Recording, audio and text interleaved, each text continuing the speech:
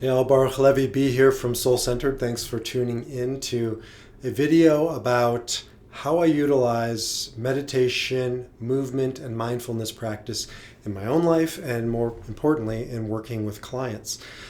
For about 30 years, I've been a student of meditation, mindfulness, and yoga in particular, of the movement options out there. There are lots of movement spiritual practices, Tai Chi and Qigong, and all kinds of just great traditions.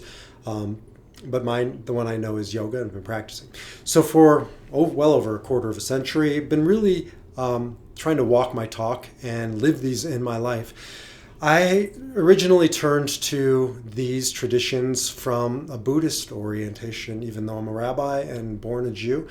I didn't find what I was looking for in Judaism. There are bits and pieces there that exist in Kabbalah and Hasidic mystical practice, but it's not quite as readily accessible or available. It certainly wasn't to me when I started looking 25, 30 years ago. And I found my way to some really amazing teachers coming out of mostly the Buddhist, some Hindu traditions in each of these areas. And so for the past 25 years, I've been integrating these practices in my life, trying to live a more conscious, mindful life with each of them. So I utilize them in my work with clients in various ways. First and foremost, to bring down, to demystify meditation. Meditation, even though I have a kind of a meditative background here, and this is where I do sit every morning for about an hour, so about a half hour in kind of quieting mindfulness meditation, and then another half hour in different variations of prayer and spiritual practice. But you don't need a space like this. In fact, in many ways, it's all about doing it while you're sitting in your car, probably not driving, though you should be mindful, but not necessarily closing your eyes, sitting out in the chaos of life, because meditation isn't all of the stuff behind me. It's the stuff within me, or the stuff in here, quieting the noise. From a Kabbalistic perspective, it's called Hitbodedut, which means just finding some space, getting quiet, finding some isolation in a very chaotic, noisy world, and finding that space within our mind. It was Blaise Pascal, the famous mathematician, said, essentially paraphrasing, all of life's problems can be solved when you are able to sit in a quiet room, right, and just be okay in that quietness, be okay in the stillness, and like yourself, like the person you're sitting with. So meditation is really a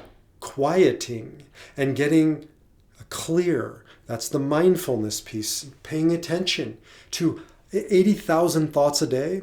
According to, I guess, research, most of those are repetition. Most of those are just repeat over and over and over again. Can we start to notice them? Can we start to pay attention to them? Can we start to quiet the noise in our head? And as we become more quiet on the inside, it translates to the outside. And so we bring that into our work together. I open up every session with a client with a minimal, it could be a 5-second for me if they're not interested, intention or meditation. Sometimes I'll sit in meditation, quieting meditation with the client for 5, 10, 20 minutes. Depends on what they want, depends on what they need. But we always begin with some degree of setting an intention, becoming mindful, quieting the noise, and creating a space. And then, of course, for the next hour, we work together. Sometimes we use the Enneagram. You can learn more about that. Sometimes we just engage in meaningful healing dialogue. Sometimes we explore Kabbalah. Each one of those has its own video you can watch more about. And we always, though, I would say this one we always bring into everything we do. Mindfulness, becoming conscientious about the words that we're saying, about the feelings that we're experiencing, moving beyond judgment. You don't need more criticism in your life. I know you don't. You have it outside of you, but probably the biggest critic is inside of you.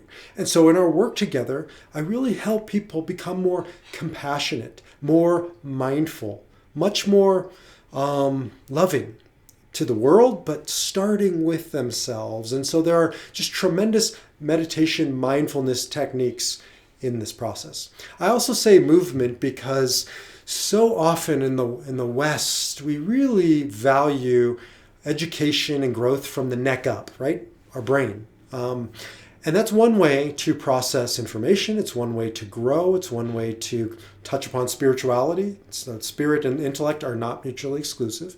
Look at the Kabbalah video. But sometimes we just need to move. We need to embody the spirituality.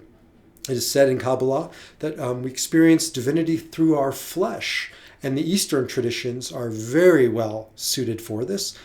One of them is yoga. So I do incorporate yoga into my own personal practice. And some clients want yoga. Ariella, my wife, is a yoga instructor. And so sometimes I'll work with her. Sometimes it'll be an informal invitation. And sometimes I'll give assignments to do yoga or go on a walk in the woods, go for a jog. There's 1,000 different ways that we can embody this. And not just in movement, but all kinds of physical things we construct. Vision boards and journaling is really, to me, an embodied practice, just the movement of a pen on paper.